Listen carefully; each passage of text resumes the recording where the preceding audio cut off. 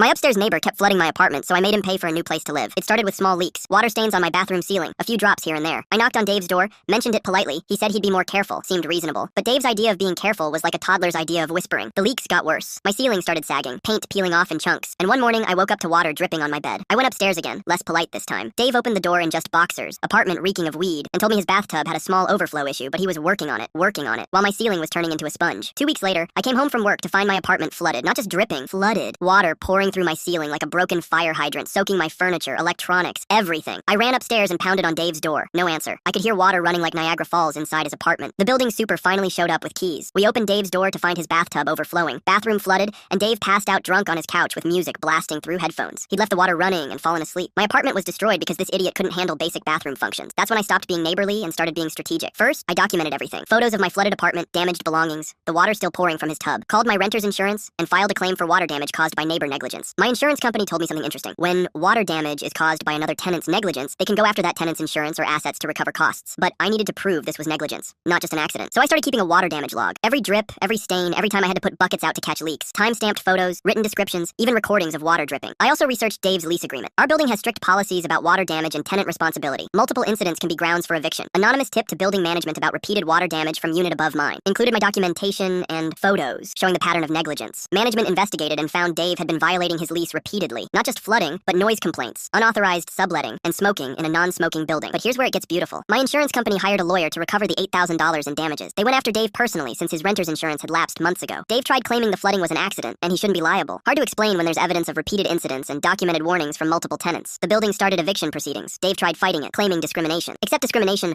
requires targeting someone for protected characteristics, not for flooding other people's apartments. While the eviction was pending, I filed a small claim suit for additional damages not covered by insurance. Replacement costs for electronics, temporary housing expenses, cleaning services. Dave showed up to court looking like he'd just rolled out of bed, tried to argue that accidents happen, and I was being unreasonable. The judge asked if Dave had taken any steps to prevent future flooding after the first incident. Dave said he'd tried to be more careful. Judge asked what specific measures he'd taken. Dave couldn't answer because he'd done absolutely nothing. I won the full amount, plus court costs. But the real victory came 6 months later. Dave was evicted, my insurance company garnished his wages to recover their payout, and my small claims judgment was still collecting interest. Dave had to move back in with his parents because no apartment complex would rent to someone with an eviction for property damage on their record. His security deposit from our building went entirely to repair the water damage in his own unit. Turns out, leaving tubs overflowing repeatedly also destroys your own floors and walls. Last I heard, Dave was working part-time at a gas station and still paying off the legal judgments. His wage garnishment continues for another 2 years. And me? I moved to a better apartment with actual water pressure and soundproof floors. My insurance premium actually went down because I demonstrated I was a responsible tenant who properly documents and reports property damage. Dave thought he could flood my apartment repeatedly without consequences. Instead, he learned that water damage creates a paper trail that follows you everywhere, especially in court.